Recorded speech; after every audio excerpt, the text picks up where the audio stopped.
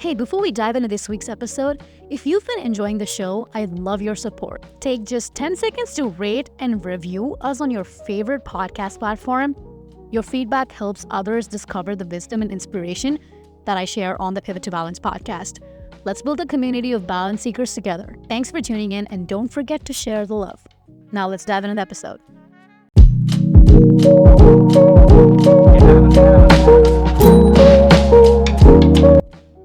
Hello and welcome to the Pivot to Balance podcast. I'm your host, AK, and I hope you're doing well. In a world that pulls us in a million different directions and with a billion distractions, finding balance can feel like an ambiguous quest.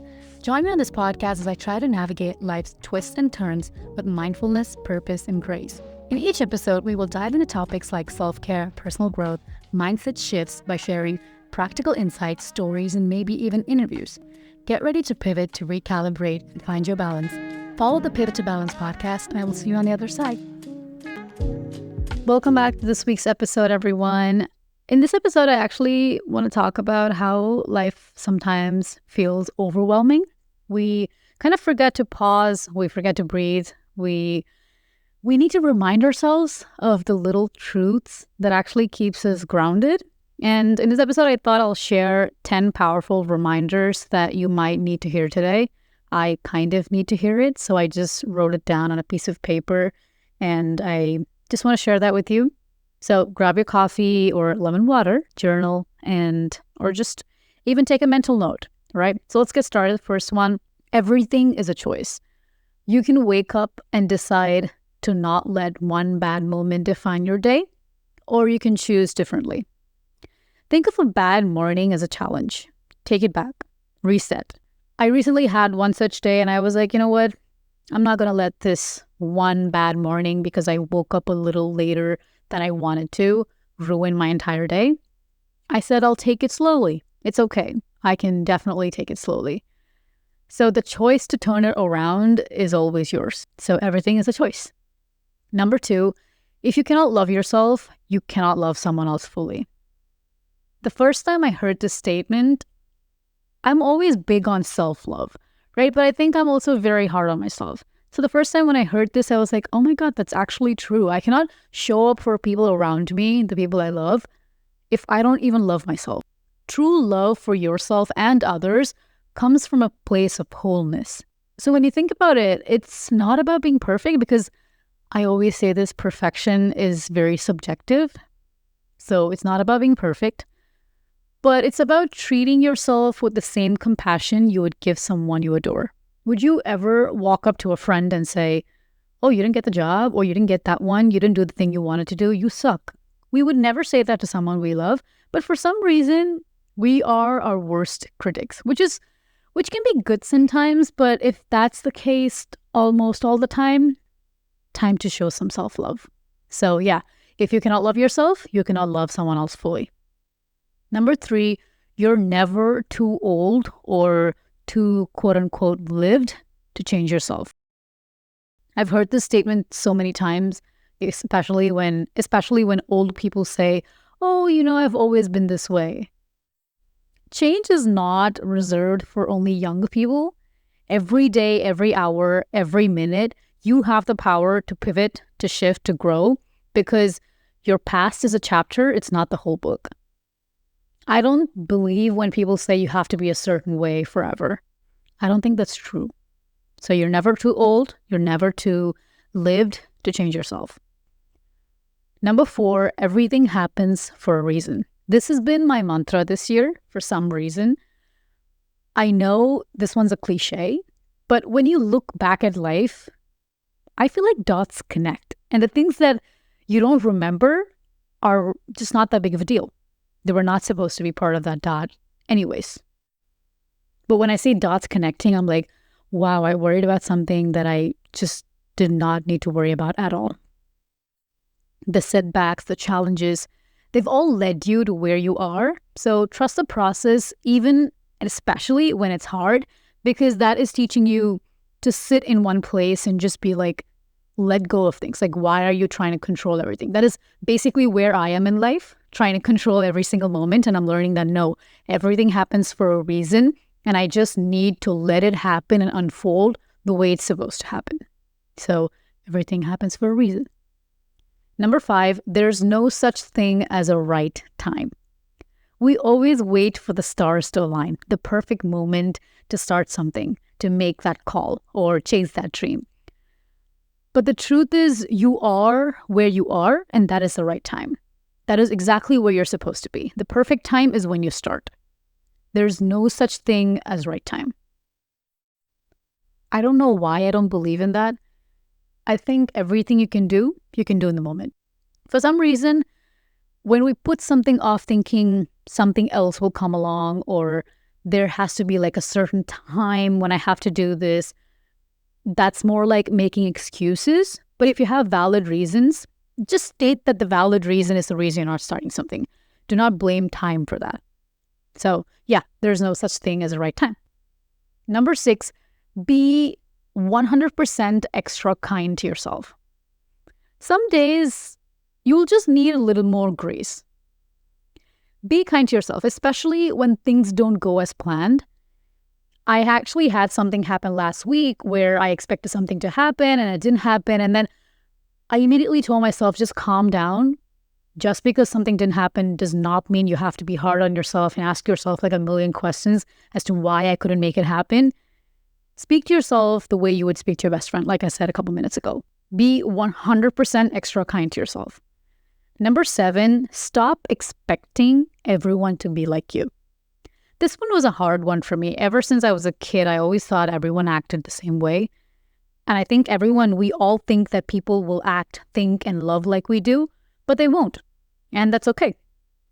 Releasing those expectations and meeting people where they are, not where you want them to be, is such a game changer, to be completely honest. But when I say these things, I don't mean that if someone's mean to you, you have to be mean back to them. I'm saying just stay in your grounded place.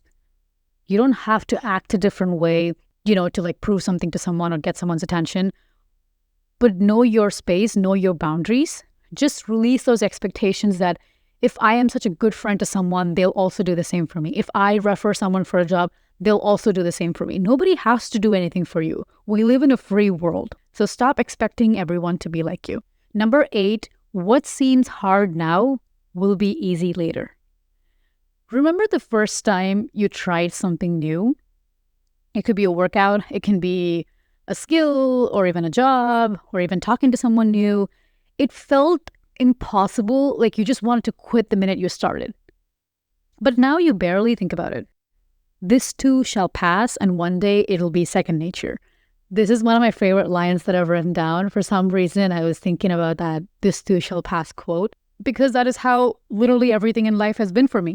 I was actually putting something off. I even told a friend this morning that I'm putting something off. I want to do this, but I feel like I have imposter syndrome or something. But I think that is how I felt about every single thing that I've started, even this, including this podcast. I was like, who am I to talk about balance? I literally just started a full-time role when I started this podcast. And I kept telling myself, why are you the one that should talk about this? So yeah, what seems hard now will be easy later. Number 9, be bold and stand out from the crowd. Hey, if you listen to this podcast, I think you will also love my newsletter, Elevator Gazette. I talk a lot about elevating your professional and your personal lives. Make sure to subscribe to my newsletter. Go to anushakhannan.com/email list, and I'm sure you will love it. Join everyone who is like-minded. And now let's get into the episode. Playing small does not serve anyone. It doesn't affect anyone when you're playing small. It doesn't affect anyone in a bad way when you're trying to stand out from the crowd. So be bold, share your voice. And yes, it's scary because you're standing out. Obviously, you're not a part of any crowd. So naturally, it feels scary. We've been cavemen, right? And if you leave your troop of people, you're obviously going to feel scared. It's just in our nature to feel that way. But I don't know why I've been using this word magic recently. I don't even know if I believe in it, but it does feel like different. It feels magical.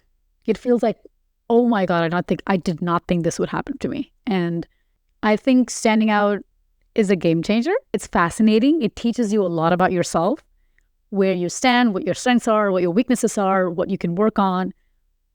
And you can always brag about it. So be bold and stand out from the crowd.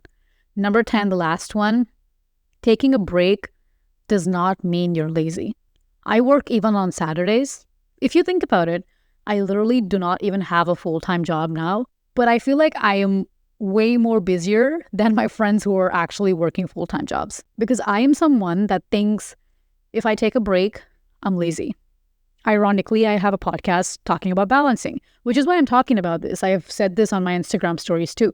This podcast actually helps me remember things I'm thinking about because I'm talking about it, which means I have to embody what I'm doing. So whenever I think to myself, no, you have to work more hard, I tell myself, you literally said on last episode that you're not going to do this. So you're not going to do this. And I don't do it. So rest does not mean you're unproductive. It just means you're recharging because you're not a machine. So you really do not have to treat yourself like one. Now, I promised 10 journal prompts to reflect on, just a couple different things I've written here. These prompts are basically not quote unquote designed, but I just wrote it down and I'm going to write stuff down about this. I've written 5 of them.